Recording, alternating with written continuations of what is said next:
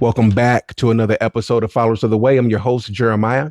In today's episode, we're talking about faith, keeping the faith. A lot of people struggle with faith. And let me tell you why. They don't understand how faith operates. And if you don't know how faith operates, I would guarantee you're struggling in your faith right now. So, if you like me, definitely hit that subscribe button. We do work together as a community. It's only a small batch of us right now that believe in the true covenant name of Yahusha. Like, share. If you want to support the content, definitely run out, get a copy of the book, Who Do You Say I Am? Kindle, Amazon. Also the study guide, The Companion. Who Do You Say I Am? The study guide. I do leave a link in the comments. I do leave a link in the description where to find the book. And I also leave my email. A lot of people do email me. I do welcome emails. I do answer. This is how we build community, family. So if you have any questions or concerns, feel free to email me. So why are we called followers of the way? Because Old New Testament shows the people of the name are not labeled by titles. We are to follow Yahusha because he's the way. Everything pretty much from this channel comes by way of revelation. Why? Yahuwah is a revelation. Let's get into faith. I'm excited about this. I'm really excited about this.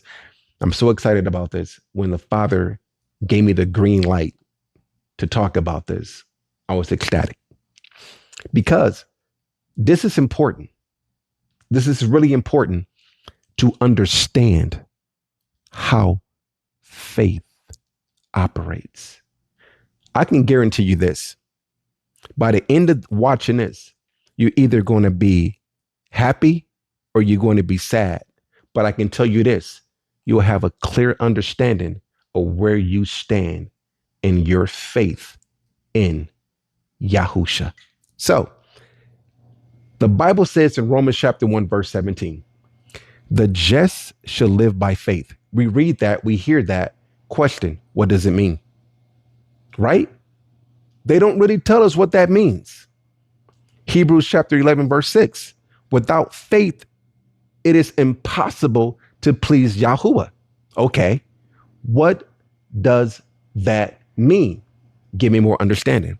Hebrews chapter 11, verse 1. Faith is the substance of things hoped for, the evidence of things not seen. Again, what does that mean? Because if I'm going to be honest, everybody says you got to have faith. You got to have faith. I got faith. Got to have faith. I got faith. I got faith. Okay. Okay. What does that mean? How does that work? Right? That's where we lack the understanding. Nobody never explains how faith operates, but they tell us we must have faith. Okay, thank you. Can somebody explain to me how faith operates? Because I'm seeing everybody else get something, but I don't got nothing. Am I doing something wrong? Here's the thing. Let me ask you this. If you can't see what you are praying for, how are you going to get it? If you don't know if you're going to get it, if you don't know what you're praying for will ever happen, how do you keep the faith? Think about that. You're praying for something right now, right? It didn't happen. You're praying for something right now, but you looking at the circumstances and I'm not sure it's going to happen. How do you keep the faith? Just a question. How do you keep it? Because here's the truth. Nobody tells you. Nobody tells you. They tell you to have faith, but when you don't see no results, how do you keep the faith? Do you just keep believing? Is that's the answer? I don't see no results. Just keep believing. I got a 911, brother. My back is against the wall, brother. And you telling me to just keep the faith. How? What do that look like? What does that mean? Sometimes the problem is not Yahuwah. is it moving? We so quick to blame the father, right? No, sometimes that's not the problem. Sometimes the problem is we create an atmosphere he cannot work in. Now, the Bible says in the book of Matthew, chapter 13, verse 58, when Yahusha walked the earth, he could not perform any miracles at that time in that location, not because he lacked power, not because he didn't want to. It was because of the atmosphere of their unbelief. So the question is not, does the name Yahusha work? Do the Father answer my prayer? Do the Father hear me? The question is, what type of atmosphere are you creating? Are you creating a positive one, or are you creating a negative one? A lot of people believe faith is a feeling. I get it. You feel good. You feel like it's going to happen. You have expectations it's going to happen. And then it doesn't happen. How do you feel now? Huh? That can hinder you from keeping the faith. If you tie your faith in with your emotion and what you are praying for, you don't get, your expectation is not met. Now you frustrated and now you forget it. I tried. Faith is not a feeling. You know what faith is? A system. Now we're getting somewhere. What? A system. Absolutely. Faith works on a system. Faith is not just believing, just hoping, just waiting. You can wait outside for a bus or a train, and you know what time it's coming. Is that faith? No, it's not faith. You knew what time. You knew the outcome. You knew how long you was going to wait. That's not faith. You knew something. Faith is the substance of things hoped for, the evidence of things not seen. You seen that bus coming. You seen that train coming. You seen that paycheck coming. It's not faith. Let's not get feelings tied with emotion. All right. Here are the 5 ingredients of faith. This is the faith system in Yahusha. You know, faith is universal. I'm going to talk about this. I'm going to dip out because I don't want to lose people. Faith is a universal law. What does that mean? Faith works for the ungodly and those who believe in Yahusha. Right? You notice I said ungodly, right? Okay, I said that for a reason. You cannot be evil and believe in Yahusha and serve him, but you can be ungodly, right? Different revelation for a different time. But faith is universal. You can have faith in yourself, it works. Why is that? Because the law, the universal law governed by the Father is this: you reap what you sow. So if a person is not a believer and a person is a believer, go out there with faith, they're going to get results. Now, the believer's faith is in Yahusha, so our results come directly from him. We don't glorify ourselves. Now, that's a different story, a different revelation for a different time. Let's get back to the system. Here's the faith system. The 5 ingredients of faith. 1, choice. We got to choose. Faith starts with a decision. Everything starts with the power of choice. And after you make a choice, the second ingredient is passion. We have to be passionate about the choice. And once we are passionate, third ingredient, that passion turns into desire. Now it's just more than a choice. We chose, we got passionate about it, and now we desire it. Number 4, pursuit. Desire leads to movement. You start going after it. You start seeking it. You're pursuing it now. And the last ingredient is action.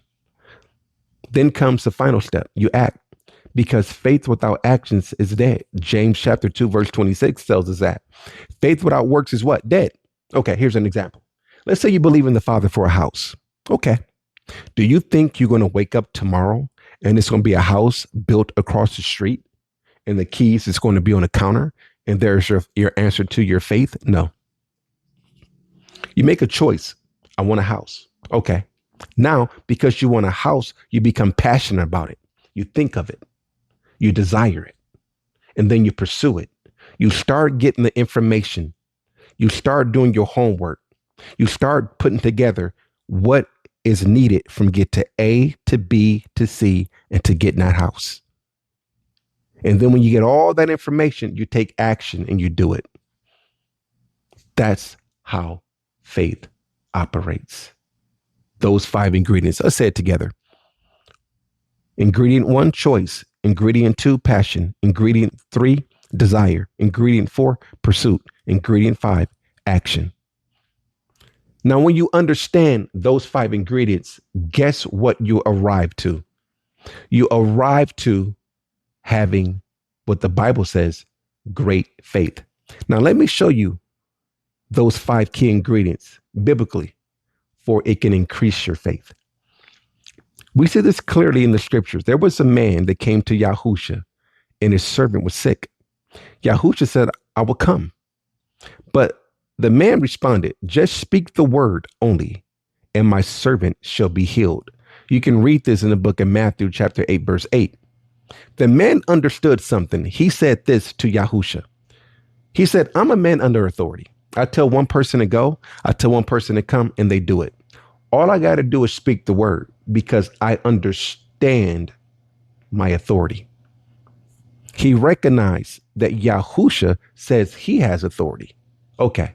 So if you got authority, Yahusha, all you got to do is speak the word. And my servant that is sick back home should be healed. You know what Yahusha said in the book of Romans, in the book of Matthew, chapter 8, verse 10? Yahusha says, I have not found so great faith. He called that great faith. Why? Because the man named it and claimed it? No, the man strategically broke down the understanding of how faith works. What did he say? He said, hey, all you got to do is choose to heal my servant. And if you really want to do that, then you become passionate about it. And you're going to desire that my servant is healed. And then you're going to pursue it. No, you don't got to come. By you getting up, that let me know you want to pursue. The only action you got to take, Yahusha, is speak the word. Because I got authority. I understand how it works. And what did Yahusha say? He never seen such great faith. What do that tell you and I? Faith is a system. It's not tied to our emotion. It's a system where you got to understand how faith works in order to get results. So great faith is understanding how something operates and trusting it, not just believing blindly. I'm manifesting, naming and claiming it, but knowing how faith works. This is where people struggle at the most. One, we have control. Here's the control piece. We have control of what we ask for. We got control of what we believe in. We got control of what we pray for. That's our power. This is where we lose control. We do not have control over the outcome. And this is the biggest struggle. It's easy to ask. It's easy to pray. It's easy to believe. But we don't see results. How do we keep the faith? But we don't believe is this. We don't believe we will get the results. Why? Because we base the results on our atmosphere. We live in that place, a world, an atmosphere where things are instant. There's instant results, instant answers, instant gratification. Slow down a little bit. No one on earth, no one in heaven can move Yahuwah when he's not ready to move. No one can tell him what to do when he's not ready to do it. Yahuwah is the boss. And he move when he want to move. And he do when he want to do. Right?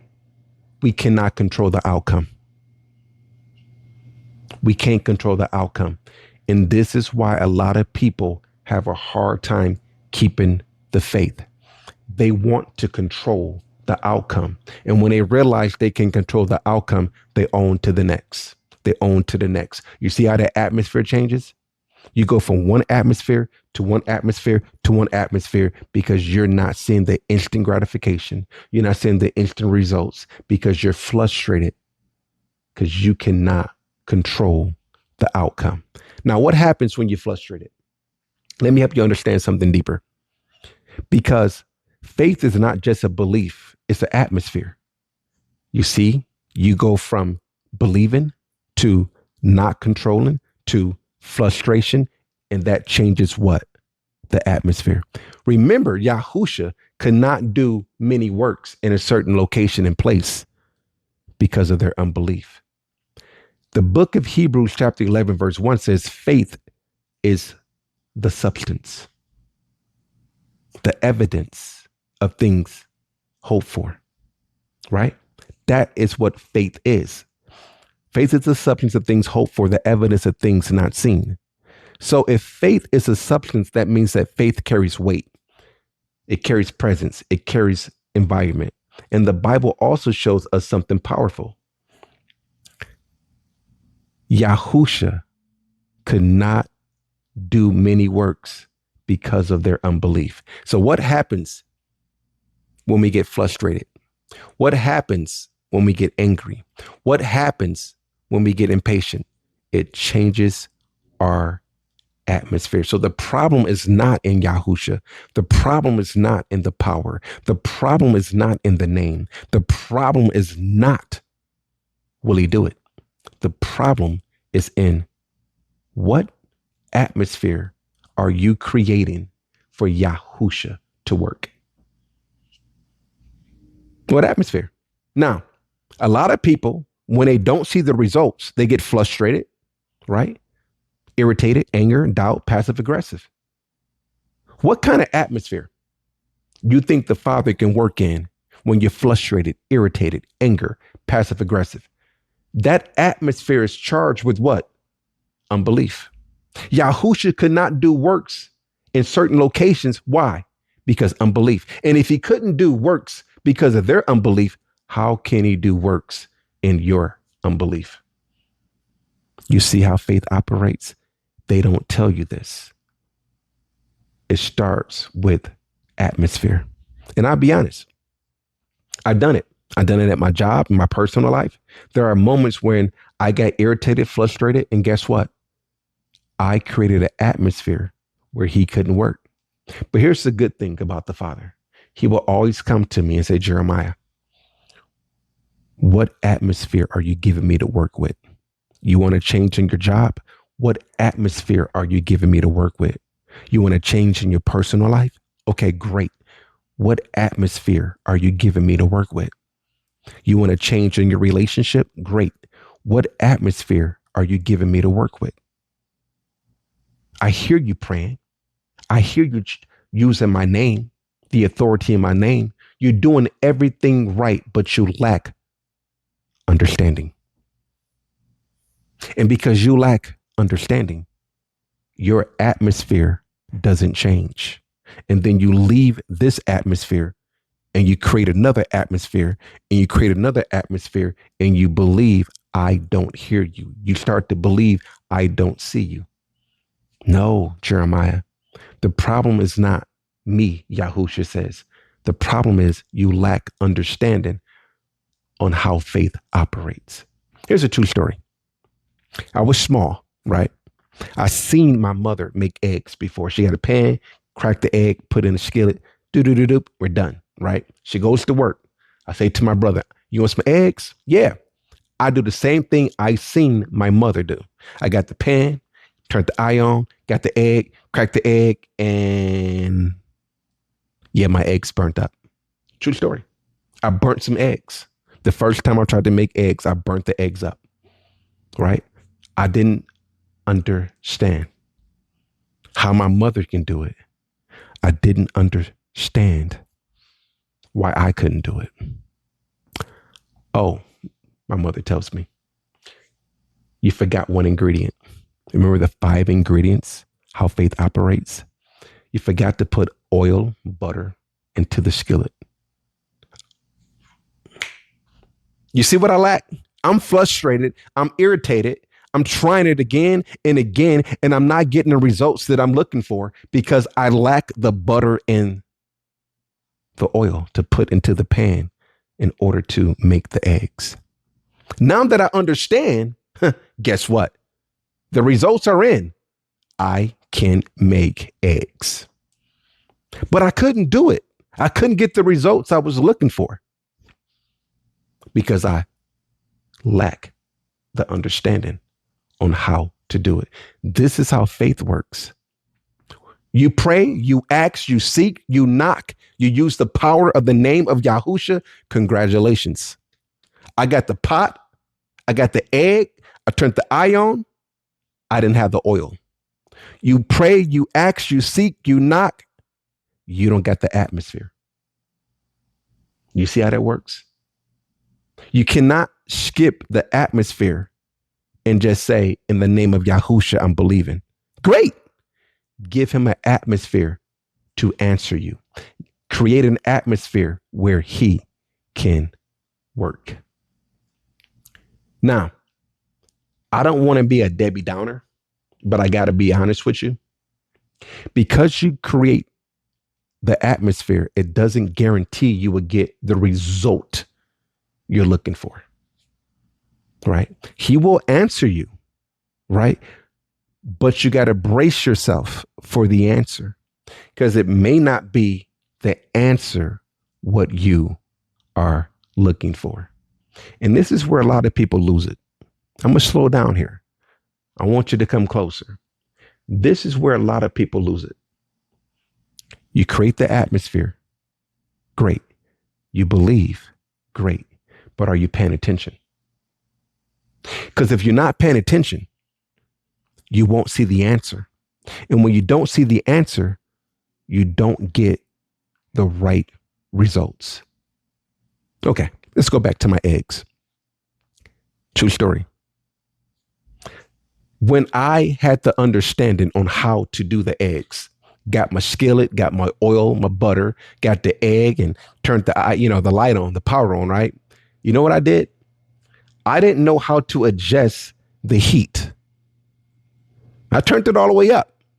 I thought if I turned it all the way up, it'd go faster and I got to wait, right? I wasn't paying attention. Was doing everything right, but because I didn't pay attention, the results I got from my eggs, true story, was burnt. Yep, I burnt eggs again. Why? I did everything right. I created the atmosphere. I prayed to the Father. Why am I not getting the results? Because you didn't pay attention to the answer. You were looking for an answer the way you thought he was going to answer you, but he doesn't work the way you want him to work. You can't move him. He answered you, but you didn't like the answer, or you didn't pay attention to the answer. Now you're not getting the results you're looking for. We must also pay attention. Sorry to be a Debbie Downer. Paying attention to when he answers and when he moves is important to understanding how faith operates. Here's another one. A lot of people say, I got faith because look at what I got. I got a house, I got a job, I got a girl, I'm good. The Father is with me. Okay, let me correct you. Do not confuse possession with permission. That is the most dangerous faith, the most dangerous mindset to have, because you will set yourself up for failure. Now, I know the traditional churches preach this: name it, claim it, manifest it. You cannot manifest anything in real time. All right. Nothing is new under the sun. Time is an illusion. The purpose of time is to manifest what already is. What is already established in eternity is manifested in time. If it's established in eternity first, what can we make? What can we create new in time? There is no such thing as manifestation. If you can manifest in time, if you can create in time, then you can manifest and create in eternity. It doesn't work that way. Eternity is before time. Time cannot rewrite eternity. Stop with that. That's the most dangerous mindset to have. Do not confuse your possessions with permission. Now, let me help you understand that. Let's do a little bit of house cleaning. Because you have great possessions and you have everything you ask for, great. Let me help you understand. Sometimes it's not his will for you to have all that. Really? No, because you have it, it doesn't mean he gave you the green light to have it. Sometimes it's our will. Yeah, we have a will and he has a will. Sometimes we have the things we have in our life because of our will. Okay, let me help you understand this. This is why I love King David. All right. Before King David moved, he always inquired of the Father. King David would get the ephod, right? And he would pray to the Father what he should do next. And the Father would make it known to him. He said what to do, how to do it, or what not to do. So if you read the book of Psalms, chapter 37, verse 23, he says, the steps of a good man are ordered. So David always inquired the will of the Father. Galatians 5:18 says, if you are led by the Spirit, you are not under the flesh. So a lot of times we have possessions that he did not approve of. Now, you're not in trouble. You're not in trouble. But I don't want you to have this dangerous thinking that your possession that you got his permission. So let me help you understand. Just because you have something in your life does not mean it came from him. I know that's hard to believe, right? So what are you saying, Jeremiah? Everything that I got is not from the Father? Absolutely. That's what I'm telling you. All right. Here's the difference between your will and Yahuwah's will. Let's go deeper. Let's go back to King David. See, King David did something. He committed premeditated murder, right? To cover up sleeping with another man's wife, Bathsheba. So do you think it was the Father Yahuwah will for King David to be in adultery with another man's wife and to cover it up by putting her husband in a position where he would be separated from the earth? You think that was the will of Yahuwah? Absolutely not. Absolutely. That was King David's will. Now, guess what happened after that? Bathsheba and King David got married and have a kid. They had Solomon, which went on to be King Solomon. Was that the will of the Father? No, it was not. Bathsheba used her freedom of choice. King David used his freedom of choice, their wills, and they decided to get married. They decided to have a child. That was not the will of the Father. Did King David and Bathsheba get in trouble? No. Why? The Father will honor your will. It's not a one-sided relationship with him. So don't get your will confused with the Father's will. The Father never willed King David to marry Bathsheba. King David and Bathsheba willed to marry one another. So what are you saying, Jeremiah? The power of choice is honorable in the Father's eyesight, but with it comes consequences. And we get to that in a minute, right? So now let me tie this into something personal. Just like I told you earlier, there was a woman in my life, right? Let me talk about the consequences. There's a woman in my life at a point that I took interest in. I seen a potential future with this woman. I prayed about it. I did what King David did. I said, Father, this woman in my life, I desire her. The 5 ingredients, right? What are your thoughts? I'm talking to the Father. This is what he said to me. He said, if you want to be with that woman, I will honor it. This is my will, right? He said, if I want to be with that woman and she want to be with me, he said, I honor it. No problem. It's not a one-sided relationship. I'll do it. But because you're my son, let me tell you the consequences for you can make the right decision and you won't get mad at me later, believing my possessions grant your permission. No. You know what he told me about this woman? He said, if you marry this woman, I wrote it down. He said, your whole life with her, you're going to feel alone. You're going to walk alone. You won't live the life I called you to do. But I will be with you and I will honor you. That's exactly what he told me. He told me I would be alone, feel alone, and I will not be the man that he has called me to be. But yet I will be with you. Am I in trouble? No. Will I still make it to heaven? Yes. If I would have chose to be with her. So guess what I did? I walked away. That's exactly what I did. I walked away. I didn't want that for my life. I walked away. Do you see how my will and his will works? So don't get it twisted because you have possessions that is all from the Father. Aligning your will with his. So here's what we need to do to start. So I know a lot of you right now, oh, how do I know, Jeremiah? How do I know? How do I know? Relax. Let me help you. Let me help you. This is what you do. You say this, Father, do a deep inventory in my life. Show me what's in my life that you place in my life, your will for me to have, your will for me to do. And then show me what's in my life that is my will that you did not give me. That's what you say. All right. And then ask this question.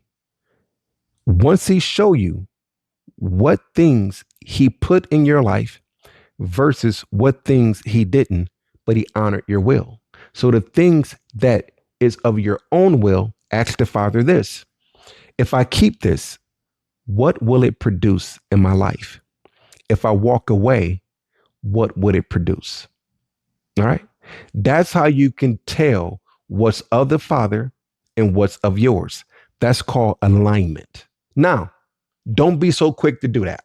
All right. Let me help you. Yeah, you might not like the answer. All right. You might not like what he shows you. He might touch some things in your life and say, that's not my will for you to have. If you want to keep it, keep it. But let me tell you the consequences that comes with it. Now, consequences is not a bad thing.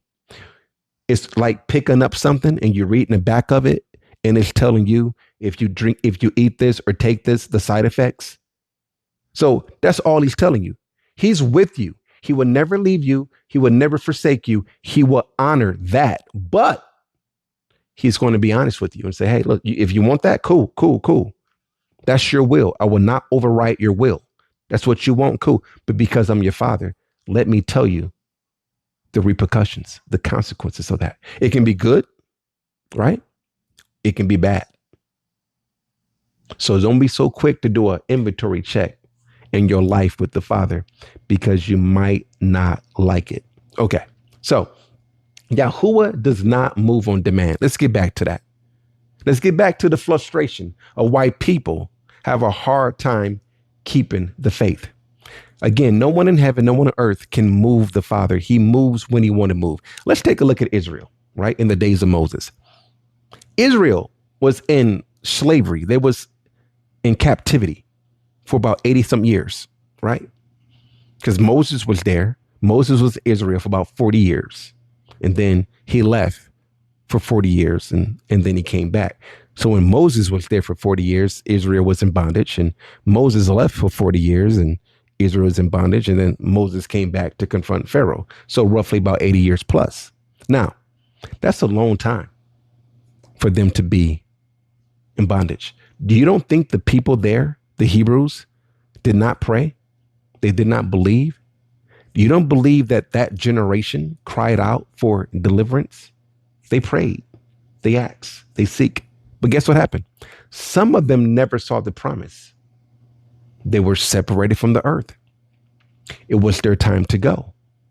And that's the part nobody wants to hear. This part right here, the answer.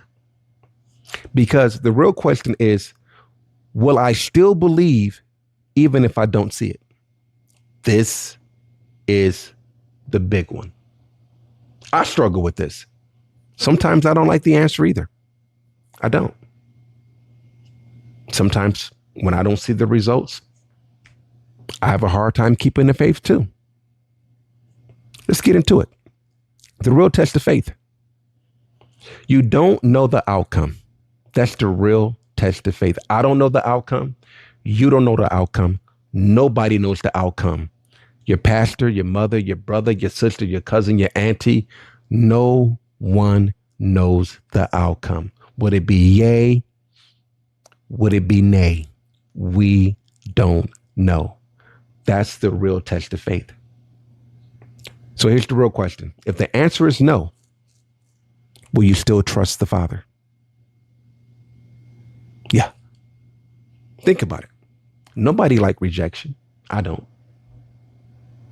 But it comes with the territory. Nobody likes hearing no. I don't. But it comes with the territory. So what happens if you're praying for something and the Father said no? Will you still trust him? Will you still keep the faith? If you don't get the results you're looking for, will you still keep the faith? Now, let me help you understand, because I know a lot of you, if you're not happy with the answer, what our brains sometimes do is we make excuses and we say something like, well, maybe he really didn't mean no. Maybe he meant that not right now. And I should keep this person in my life because he didn't say like break up with the person. He did say no. I'm going to keep this person as a friend. Yeah. You see what I'm saying? We begin to think for him. Let me show you the danger of thinking for the Father. Let's talk about Saul. 1 Samuel chapter 15, verses 26 to 28. Remember what happened to Saul? I'm talking about King Saul. When Saul disobeyed Yahuwah, the kingdom was taken from him. You see, Yahuwah told Saul to do a certain task. Saul began to think for the Father. Nah, I'm going to keep everything. He told Saul to get rid of everything, leave nothing. But Saul said, nah, that's too good. I'm not going to get rid of that. She's too pretty. I ain't going to get rid of that. That's worth money. I'm not going to get rid of that. He did not do exactly what the Father asked him to do. So as a result of that, Saul, the kingdom was taken from Saul. Yahuwah said, because you did not obey me, I'm taking the kingdom away and I'm giving it to somebody after a man after my own heart, which is David, who grew up to be King David. So the kingdom was taken from Saul. Now, Saul didn't like the answer. He didn't like the fact that the Father said no. So Saul tried to change the Father's mind. Yahuwah said, I don't care what you do, Saul. You're not going to change my mind. No means no. Saul did not like that answer. He didn't like the answer. He thought it would be another way. So this is what Saul did. Saul did something very dangerous. 1 Samuel chapter 28, verse 8 says, and Saul distinguished himself and put on some clothes and went and said, I pray thee, divine unto me my familiar spirit, and bring me up him whom I shall name. Now, Paul went to what we call today a psychic, witch doctor, whatever you want to call. He went to one of those people. Now, we all know that's against Yahuwah. Let's get that straight. Witch doctor, psychics is not of Yahuwah. But Saul was desperate. The kingdom got taken from him. He got the answer to his prayer.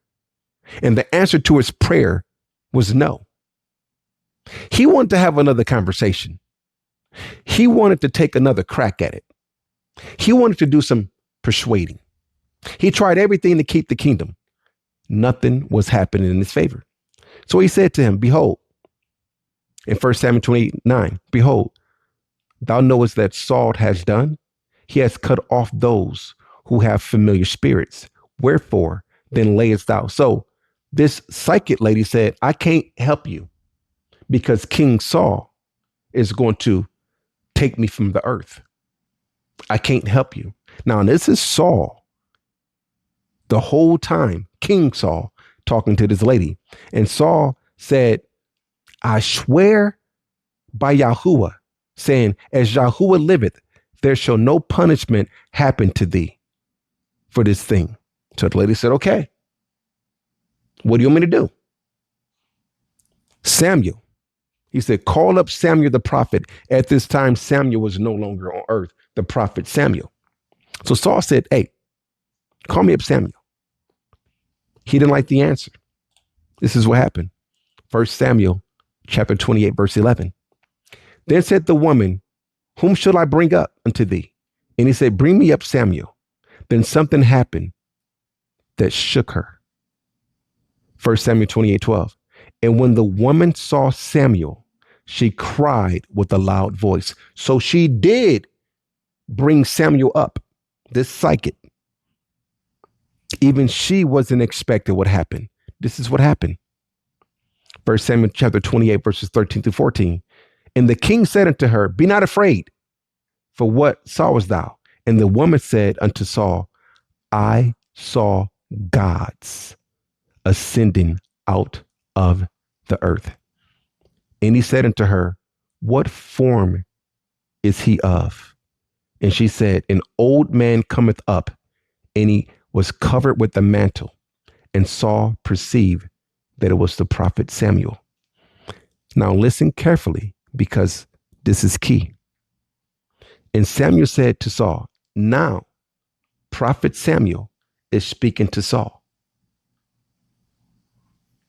Why hast thou disturbed me to bring me up? And Saul answered, I am sore distressed, and Elohim is departed from me and answers me no more. Saul did not like the answer that the kingdom was taken for him. He prayed, answer still no. What furthermore should we talk about? Saul, Yahuwah said to him, I answered you, the answer is no. He went and did the unbelievable.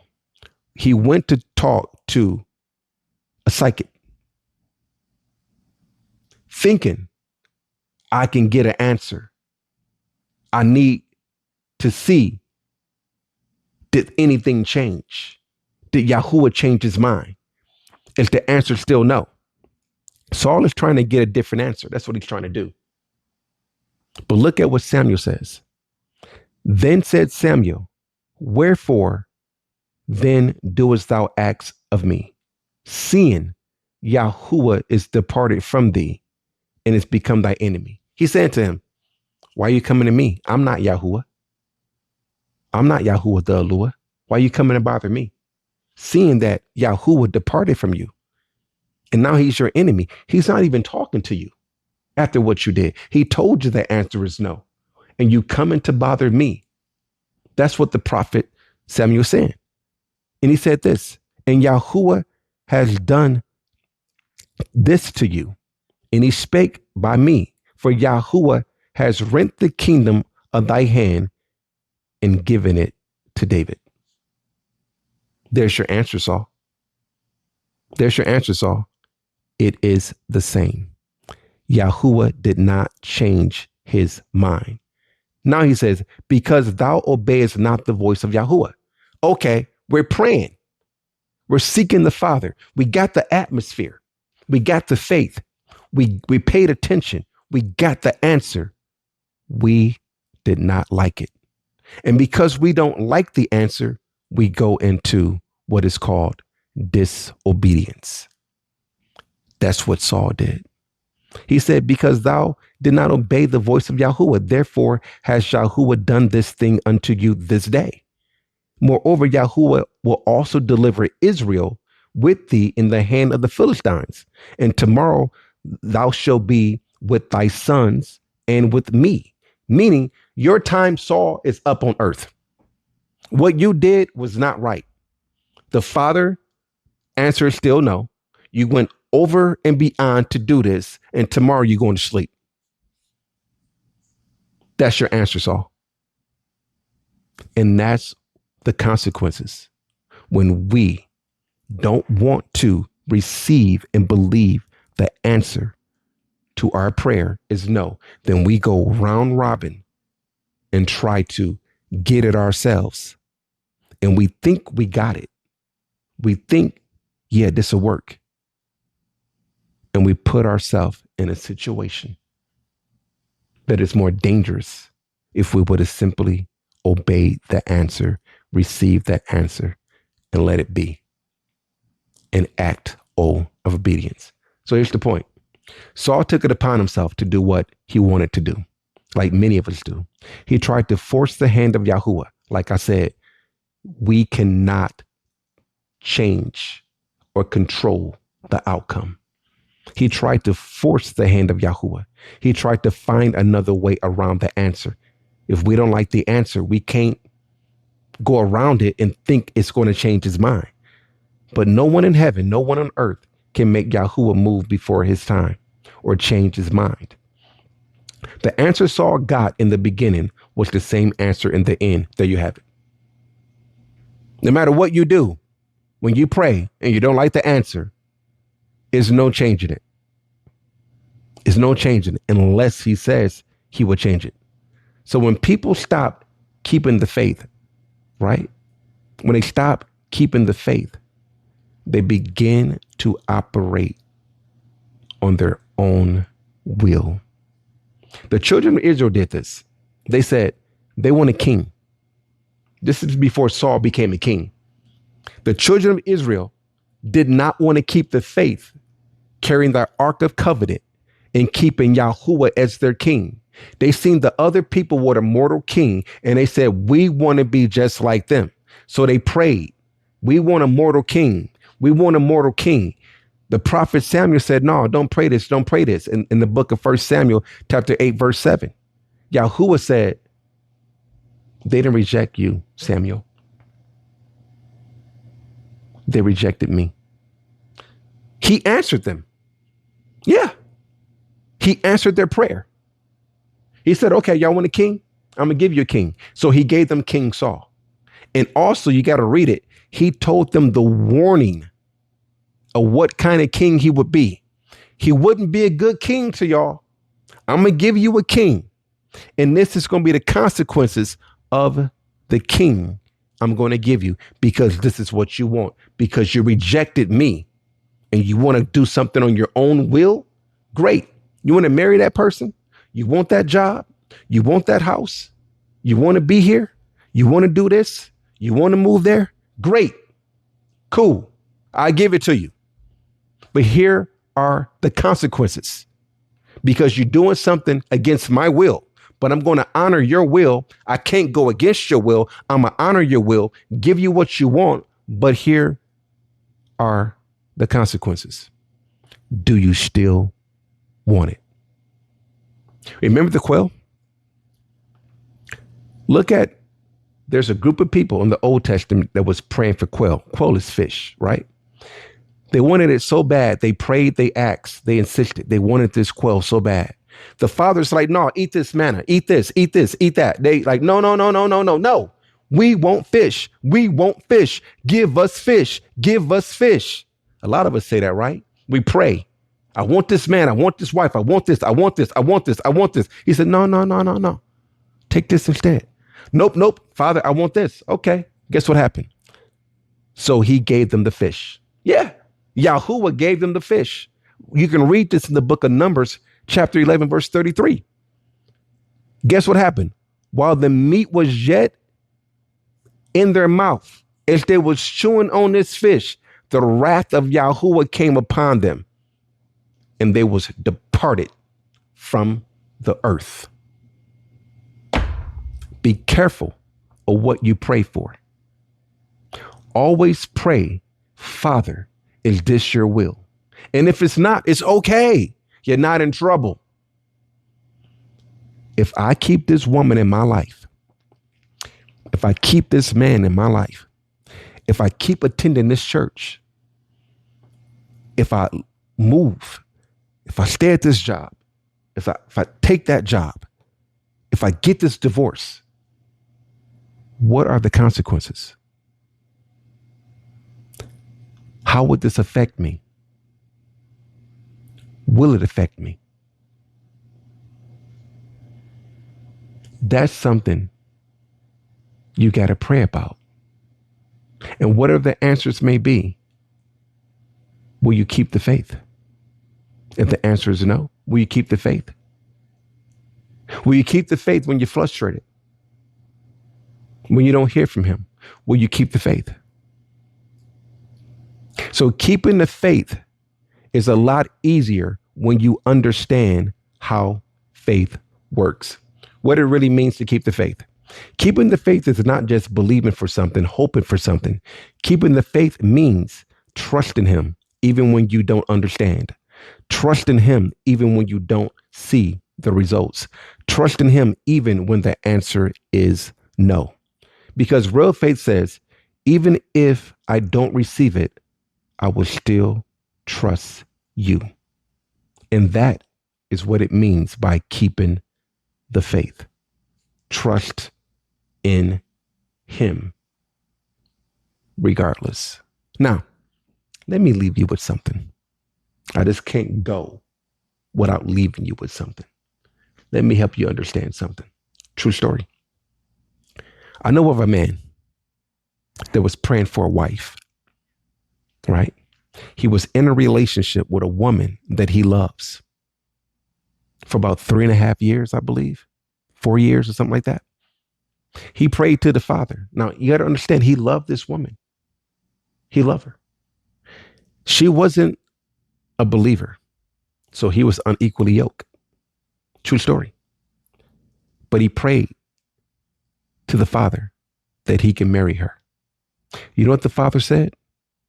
Yeah, I will honor the marriage. In fact, I will give you a daughter with her. Really? Yeah. Here's the thorn you will have to deal with. She will have a hard time being converted to the truth of the baptism of the Ruach HaKodesh and the baptism in the name of Yahusha. Because she's very logical and she thinks logical.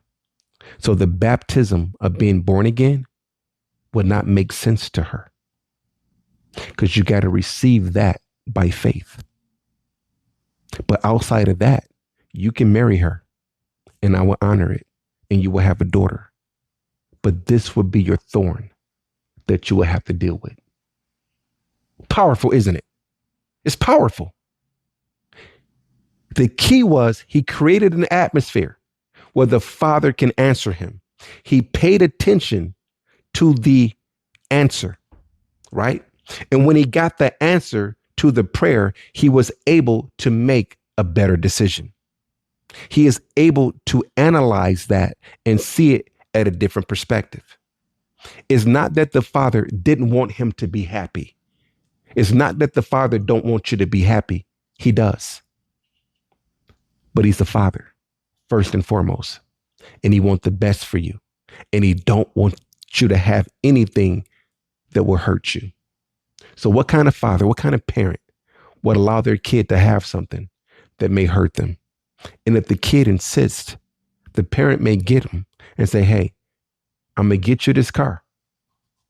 But here's the consequences. You got to keep it oiled up.